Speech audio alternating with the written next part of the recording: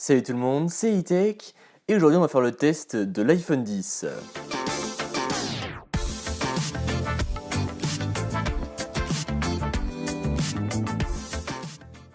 Donc après 4 mois d'utilisation, je vais enfin vous parler de mon retour d'expérience avec cet iPhone X. Donc le design de cet iPhone X est très soigné, voilà, et tous les iPhones ont toujours été très soignés jusqu'à maintenant et celui-ci ne déroge pas à la règle. A l'arrière, on retrouve le dos en verre qui laissera passer la recherche sans fil, un double capteur photo qui ne sera plus vertical mais horizontal, la pomme d'Apple ainsi que l'inscription iPhone. Pour ce qui est des boutons, ils sont toujours à la même place, c'est-à-dire les deux boutons volume sur le côté, ainsi que le bouton pour mettre en silence et en mode sonnerie, et on retrouve toujours le bouton power qui se situe sur la droite. Ce bouton power cependant est un petit peu plus grand car on peut faire désormais plusieurs choses avec. En effet, il permet d'activer Siri lorsqu'on reste appuyé longtemps dessus, il permet également d'activer Apple Pay et bien évidemment d'éteindre son iPhone lorsqu'on appuie sur le bouton volume ainsi que sur le bouton volume du bas. Sur la face avant, on retrouve bien évidemment l'écran de 5,8 pouces OLED avec cette fameuse encoche qui a tant fait parler d'elle. Dans cette fameuse encoche, il y a plein de capteurs, notamment le capteur de Face ID, les haut-parleurs ainsi que la caméra frontale. Face ID, qu'est-ce que c'est? C'est tout simplement la nouvelle méthode de déverrouillage de cet iPhone X. Plus de Touch ID, maintenant c'est la reconnaissance faciale et cette reconnaissance faciale elle marche vraiment super bien. Donc en fait, comment ça marche? Eh bien vous enregistrez tout simplement votre tête et le tour est joué. Vous pourrez désormais déverrouiller votre iPhone simplement en le regardant et c'est vraiment incroyable, ça marche vraiment super rapidement. Avant, quand on avait Touch ID, on avait juste qu'à poser son doigt et il se déverrouillait. Si jamais on ne posait pas son doigt, l'iPhone ne se déverrouillait pas. Là, avec le Face ID, c'est beaucoup mieux puisqu'en fait, on a simplement à regarder son iPhone et là, il va se déverrouiller tout seul comme par magie. Par exemple, si jamais vous avez un message et vous voulez voir le contenu de votre message, eh bien vous avez juste qu'à regarder votre iPhone, il va se déverrouiller et vous pourrez désormais apercevoir le contenu de votre message sans avoir à le déverrouiller. Donc comme ça, vous pourrez juger de si c'est important ou non de répondre tout de suite. En plus, cette technologie de Face ID est équipée également de la technologie de Machine Learning. Le Machine Learning, qu'est-ce que c'est? C'est en fait une technologie qui va permettre d'apprendre à une autre technologie de fonctionner de mieux en mieux au fur et à mesure. Je m'explique. Par exemple, vous avez l'habitude de porter une écharpe. Et en déverrouillant votre iPhone, plusieurs fois ça ne va pas marcher puisque l'iPhone ne veut pas reconnaître votre visage dû au fait que vous avez une écharpe qui va vous cacher par exemple une partie du menton ou une partie de la bouche. Et bien tout simplement, à force de le déverrouiller avec votre écharpe, et bien votre iPhone X va reconnaître que c'est bien vous et du coup après quand vous porterez une écharpe, bien il va se déverrouiller tout seul et vous n'aurez plus besoin de saisir le code. Donc ça c'est vraiment super pratique, notamment par exemple quand j'étais au ski, j'avais souvent un bonnet ou un casque sur la tête et du coup plusieurs fois ça ne marchait pas, donc pas de souci, on faisait le code et après quelques essais ça marchait enfin, donc je pouvais déverrouiller mon iPhone tout en gardant mon bonnet ou mon casque et ça c'est vraiment super pratique. Pour finir, sur le Face ID, je dirais que c'est une technologie qui est vraiment très bonne mais qui reste perfectible. C'est comme le Touch ID, sur la première version du 5S ça marchait bien mais ça pouvait être encore plus rapide.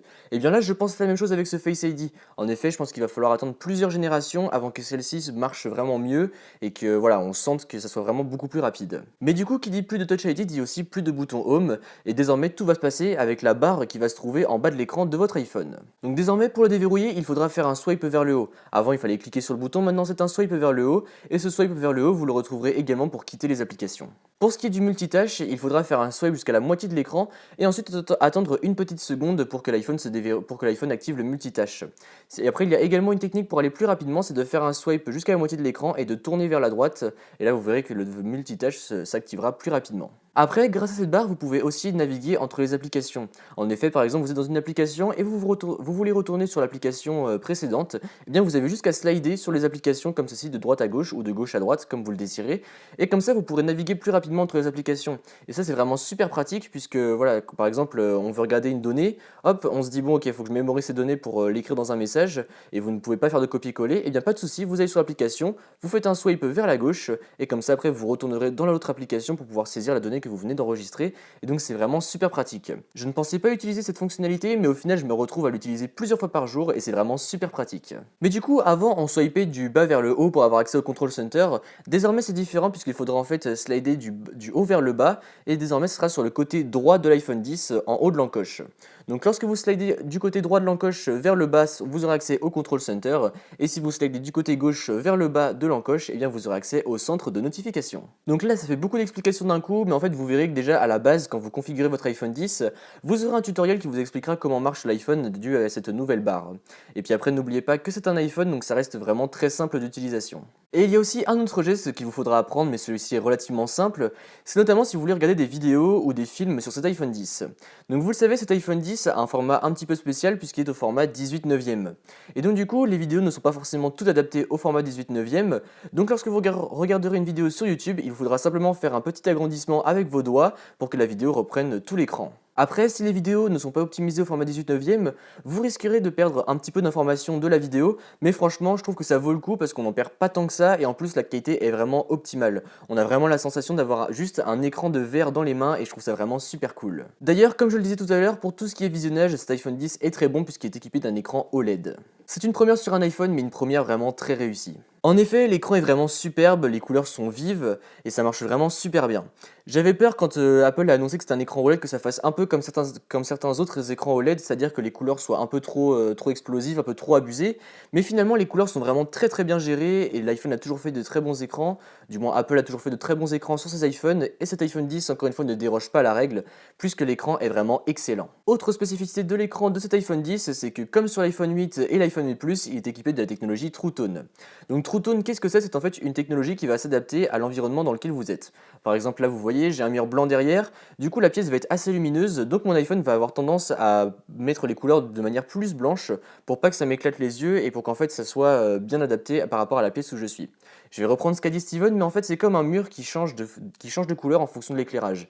Et bien cet iPhone 10 c'est pareil, par exemple là de l'autre côté j'ai des murs couleur bois, donc avec une ambiance plus chaude. Et bien dans ces cas-là mon iPhone va générer une couleur un peu plus jaunie sur l'écran qui va faire que l'écran va avoir une tendance à être un peu plus chaude également et du coup eh bien ça nous éclatera pas les yeux, voilà, ça donnera pas un écran qui nous pète les yeux, qui sera très très blanc. Les couleurs seront plus chaudes et s'adapteront à la pièce et ça c'est vraiment super cool. D'ailleurs avoir un bel écran c'est très bien, comme ça vous pourrez apprécier les photos que vous prendrez avec cet iPhone 10. La caméra arrière de l'iPhone 10 est juste excellente. Cette année on a un double capteur de 12 mégapixels et clairement il fait des merveilles. J'ai toujours aimé la qualité Apple en termes de photos puisque voilà je trouve les photos toujours très réalistes et il n'y a pas de filtre comme sur certains autres appareils, par exemple je pense notamment à Samsung sur certains appareils, et bien quand on prend des photos on a l'impression qu'il y a une espèce de filtre qui lisse le paysage ou le sujet en question et sur iPhone j'ai jamais trouvé qu'il y avait cette impression, j'ai toujours trouvé les photos très réalistes et encore une fois cet iPhone 10 le fait très bien et je suis vraiment fan des photos qu'il prend. Après comme sur l'iPhone 8 Plus, avec cet iPhone 10 on va pouvoir faire des éclairages de portrait.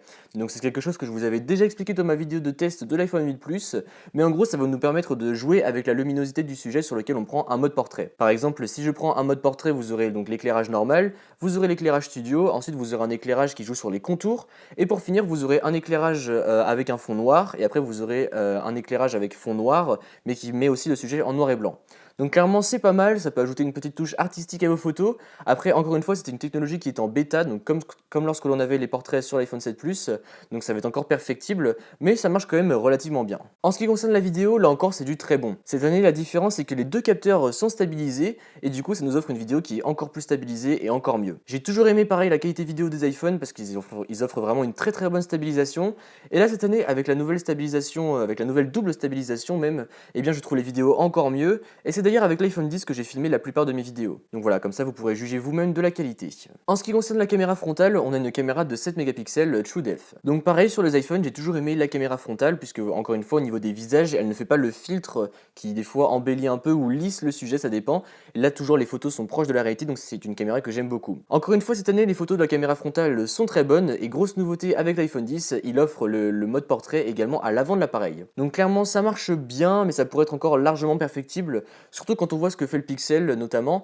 Le Pixel arrive très bien à faire la différence entre l'arrière-plan et la barbe par exemple et du coup floutera vraiment bien l'arrière et même pour tout ce qui est des cheveux. Là avec l'iPhone 10 des fois on a des petits problèmes de mise au point, en effet des fois ça va flouter un peu les oreilles ou quelques pointes de cheveux.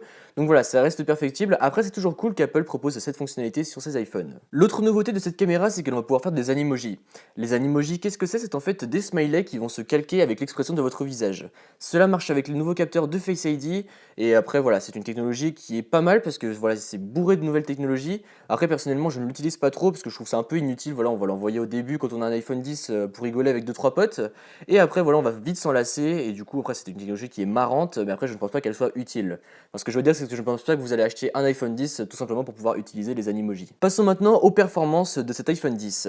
Donc cet iPhone 10 est équipé de 3 Go de RAM avec la nouvelle puce A11 d'Apple. Donc clairement, là, ça fait des merveilles, c'est ultra fluide, j'ai jamais vu ça.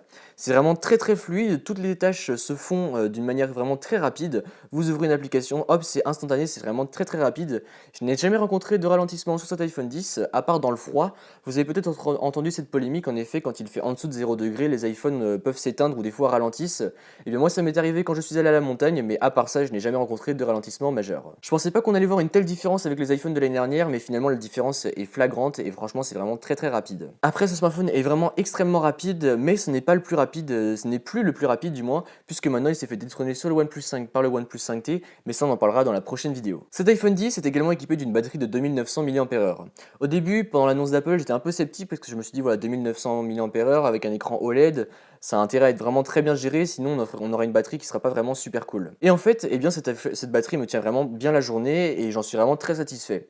En effet, en commençant mes journées entre 6 et 7 heures du matin, je termine le soir vers 23 heures avec le mode économie d'énergie activé, mais il me reste encore 10-15%, donc ça c'est vraiment cool. En utilisation intensive, donc plutôt ce qui est du week-end, puisque la semaine je suis en cours, donc je ne peux pas trop utiliser mon iPhone, mais quand c'est le week-end et que je me lève environ vers 10 heures, je vais avoir tendance à utiliser intensivement mon iPhone, et là je finis les journées vers 22 heures à peu près, enfin du moins l'iPhone finit sa journée à 22 heures, puisque vers 22 heures il faudra le recharger, mais après voilà, ça nous fait quand même 12 heures d'autonomie en utilisation intensive, donc moi ça me va largement et je trouve que c'est quand même correct. Donc cet iPhone tient donc vraiment bien la charge, si jamais vous êtes en utilisation normale, vous tiendrez sans problème la journée, et en utilisation intensive, vous tiendrez également la journée, mais après voilà, il faudra le recharger un petit peu plus tôt que si jamais vous avez une utilisation normale. En plus cette année, la recharge sans fil est de la partie, en effet grâce au dos en verre, maintenant nous pouvons recharger notre iPhone sans fil, et c'est vraiment très pratique.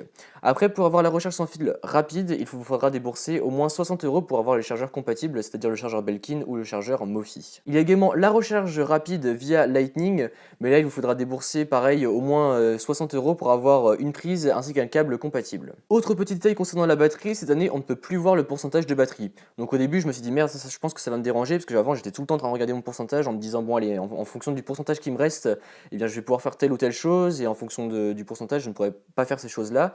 Mais en fait au final je trouve que c'est bien de ne pas avoir le pourcentage de batterie. En effet on n'est pas tout le temps à se soucier de la batterie, on voit juste à peu près où c'est rendu et du coup on ne se restreint pas et on n'est pas tout le temps en train de se dire vite va falloir que je fasse ça rapidement avant que ça se décharge ou vite voilà j'ai plein de temps donc je vais pouvoir faire ce que je veux. Voilà donc maintenant pour voir le pourcentage de la batterie on devra faire un petit swipe du bas, enfin du haut vers le bas sur le côté droit de l'encoche comme je l'ai dit tout à l'heure, mais finalement encore une fois je trouve ça plus pratique de ne pas avoir le pourcentage de batterie. Par contre autre chose qui me dérange avec cette encoche c'est que l'on ne voit plus maintenant lorsque le réveil est activé. En effet encore une fois on est obligé de swiper du côté droit vers le bas, mais ça c'est pour le coup quelque chose qui me dérange parce que la semaine j'ai tendance à activer souvent j'active mon réveil évidemment pour me réveiller, et sauf que du coup des fois le vendredi soir eh bien je me dis bon bah je vois pas l'icône du réveil donc je ne vais pas le désactiver, et je me suis retrouvé souvent le samedi à me réveiller très tôt le matin alors qu'en fait je n'avais pas cours donc pas besoin, mais en fait c'est tout simplement parce que je n'avais pas vu l'icône du réveil qui était encore activée. Donc ça c'est un peu dommage, mais du coup c'est quelque chose qu'après on s'y habitue, on va se dire bon allez faut pas oublier de désactiver ce réveil cette fois-ci. Sur l'iPhone 10 on a toujours des haut-parleurs stéréo, mais cette année ils sont censés être 25% plus forts et plus puissants que ce qu'on avait sur l'iPhone 7 Plus.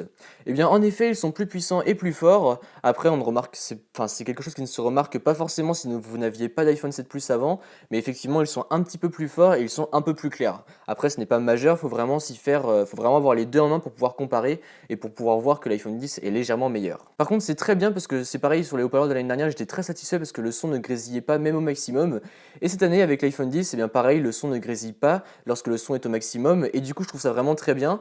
Après certaines personnes vont me dire ouais mais t'as pas forcément besoin de haut-parleurs stéréo, mais pour ma part c'est un besoin puisque quand je regarde des vidéos ou quand j'écoute de la musique et que je n'ai pas d'enceinte ni d'écouteurs, eh bien je trouve ça très pratique de pouvoir avoir juste des bons haut-parleurs sur son iPhone, enfin sur son smartphone en général, pour pouvoir écouter de la musique de manière correcte. Autre chose que j'adore sur cet iPhone, c'est qu'il est waterproof, et ça c'est pour moi une sécurité à avoir. Pour moi tous les smartphones devraient l'avoir de nos jours, donc voilà c'est vrai toujours un plaisir d'avoir cette sécurité là, surtout sur un smartphone qui coûte aussi cher. Par contre quelque chose qui m'embêtait un peu au début avec cet iPhone 10, j'avais des petits problèmes de Bluetooth. En effet des fois quand j'écoutais la musique s'arrêtait d'un coup et le Bluetooth se coupait.